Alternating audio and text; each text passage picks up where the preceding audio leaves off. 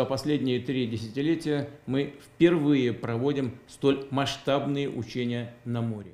রাশিয়ার সক্রিয় সেনা সংখ্যা বাড়ানোর নির্দেশ দিয়েছেন দেশটির প্রেসিডেন্ট ভ্লাদিমির পুতিন। ইউক্রেনে সামরিক অভিযান শুরুর পর এ নিয়ে তৃতীয় দফায় সেনা বাড়ানোর নির্দেশ দিলেন রুশ প্রেসিডেন্ট।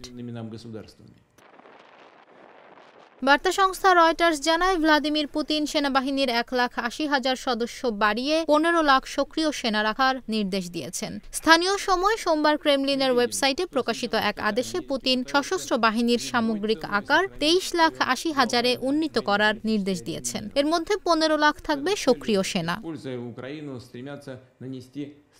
সামরিক think tank international institute for strategic studies IISS এর বরাতে রয়টার্স জানায়, সদস্য সংখ্যা বৃদ্ধির ফলে সক্রিয় সেনাবাহিনীর দিক থেকে চীনের পরেই থাকবে রাশিয়া। একই সঙ্গে যুক্তরাষ্ট্র এবং ভারতকে ছাড়িয়ে দ্বিতীয় বৃহত্তম সেনাবাহিনী হবে দেশটির।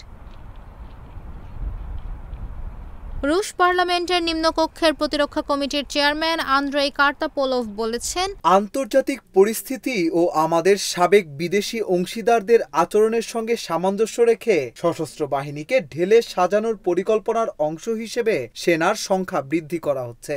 বিশেষ করে উত্তর পশ্চিমাঞ্চলে নিরাপত্তা নিশ্চিত করতে আমাদের এখন নতুন কাঠামো ও সামরিক ইউনিট গঠন করা দরকার।